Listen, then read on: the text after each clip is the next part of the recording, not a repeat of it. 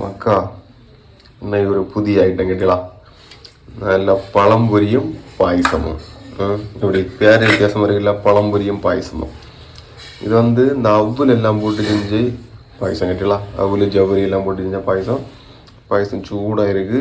பழம்பொரியும் சூடாக தான் இருந்து ஆறிட்டு அப்படியே பாயசத்தை அந்த பழம்பொரி மேலே ஊற்றிட்டு சூடு கட்டலாம் பிச்சு பாயசத்தோட நல்ல விரவி கொஞ்சம் கூட ஊற்றுமா வெள்ளம் வருது நாக்கில். இந்த அண்டிப்பருப்பெல்லாம் சேர்த்து வச்சு ஒரு கிறிஸ்மஸ் வச்சு எடுத்து சாப்பிடுவோமா?